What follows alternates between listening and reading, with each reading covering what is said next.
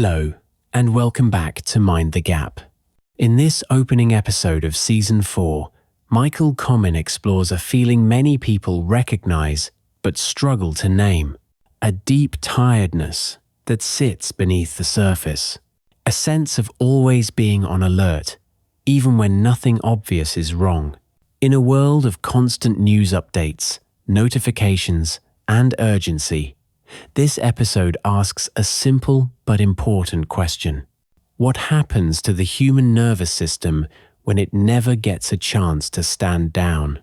This is a reflective examination of emotional overload, reactivity, and the quiet cost of living in a state of permanent alertness. Here's Michael. It may be just the start of 2026, but have you noticed how tired people are lately? Even when nothing obvious has happened. Not the tiredness that comes from a late night or a long shift. A deeper tiredness, the kind that sits quietly in the body even on a calm day. People struggle to put words on it. They say things like, I feel wired but worn out, or I'm exhausted but I can't switch off. Alert but drained. Switched on but never settled. We live in a world of constant alerts.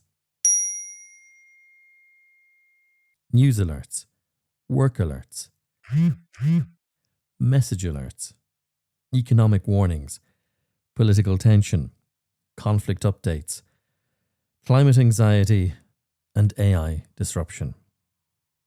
Everything arrives framed as urgent. Everything invites a reaction. And here's an uncomfortable truth. The human nervous system was never designed for permanent urgency. For most of human history, danger was episodic. A real threat would appear, the body would mobilize, the threat would pass, and the system would settle again. The stress response did its job, and then it switched off. Today, it rarely switches off. Modern threats don't come charging out of the bushes. They ping. It scrolls. It refreshes. And here's something we rarely say plainly enough. Your nervous system does not distinguish very well between a real physical threat and a perceived symbolic one. Neuroscientists show us that the brain reacts first and thinks later. The emotional centers activate milliseconds before the rational ones even get involved. As the psychologist Daniel Goleman reminds us, the brain tags experiences with emotional meaning before conscious thought has even had a chance to weigh in. That mechanism helped us survive. But in a 24-hour news cycle, it can quietly wear us down. This is not a personal failing. It's biology, colliding with a technological world that never rests. Being informed is not the same as being on edge. But somewhere along the way, these two things became tangled. Many people now live in what's called permanent alert mode. Always scanning, always bracing, always half expecting something to go wrong. You see it in the workplace. People reacting faster but thinking less. You see it in conversations. Less curiosity, more certainty, more heat, less light. And if we're honest, we see it in ourselves. Small things feel bigger than they should. A comment irritates more than it used to. Silence feels awkward. Stillness feels unproductive. And then comes the quiet self-judgment. Why can't I just cope better? Why do I feel tense when nothing's actually happening? Nothing is wrong with you. You're responding normally to an abnormal pace of information. Psychologists describe this as chronic low-grade stress. Not the drama of crisis, but the slow drip of vigilance, anticipation, and cognitive overload.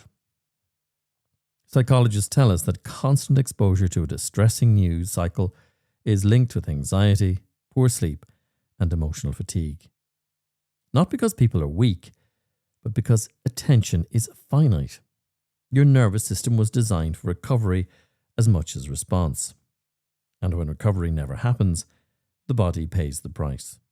Over time, living in permanent alert mode narrows down how we think. We become more black and white, more tribal, more certain. Certainty feels comforting when we're stressed. It gives the illusion of control. But as Professor Robert Kegan has shown, real growth requires the ability to tolerate uncertainty rather than rushing towards neat answers. Permanent alert mode does the opposite. It pushes us towards fast conclusions and firm positions, even when reality is complex. That's why so many people feel overwhelmed and polarized at the same time. So what do we do? The answer is not to disengage from the world, and it's not to numb ourselves either. The skill is learning to pause between the alert and the reaction. This is where emotional intelligence becomes practical. When something triggers that internal spike, a headline, a message, a comment, pause. Nothing dramatic, just briefly.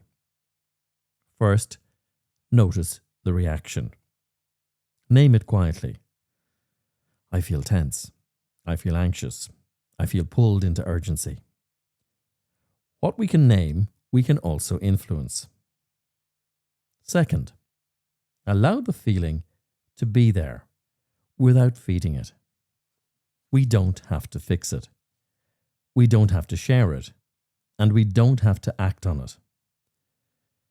As Viktor Frankl observed, between stimulus and response there is a space, and in that space lies our freedom. That space is small, but it is powerful. Third, choose your response deliberately. Ask yourself one simple question. Does this need my attention right now, or is it simply demanding my emotion? That question alone can interrupt automatic reactivity, because not everything that feels urgent deserves immediate engagement, and not everything that is loud is important. When we live in permanent alert mode, everything feels like a threat. And when everything feels like a threat, we lose perspective. The world has always been uncertain. What has changed is how often that uncertainty knocks on our door. You're allowed to close the door sometimes. You're allowed to curate what you let in. You're allowed to rest your mind without being accused of indifference. Calm is not apathy. It's discernment. In leadership, in relationships, and in everyday life, discernment is now essential. The ability to engage without losing steadiness. The ability to stay informed without becoming inflamed. If you're constantly tired, irritable, or on edge, it may not be a motivational problem or a resilience gap. It may be that your nervous system has not had enough uninterrupted recovery time. Stillness is not laziness, silence is not avoidance, and pausing is not falling behind. They're how the system resets. So, if you find yourself unusually tense or unusually reactive, begin with kindness rather than criticism. Nothing is wrong with you. You're a human living in an age that asks far too much of our nervous system. And the most grounding thing you can do is slow down just enough to choose how you respond. That's where steadiness begins. Mind the Gap. You've been listening to Mind the Gap with Michael Goleman. In this episode, Michael reflected on the emotional impact of constant urgency and the importance of pausing between stimulus and response. Season 4 of Mind the Gap continues to explore emotional intelligence as it shows up in real life, in leadership, in work, and in the everyday pressure of modern living. If you found this episode useful, you'll find more reflections and previous seasons wherever you get your podcasts. And you can follow Mind the Gap for new episodes as they're released. Thanks for listening.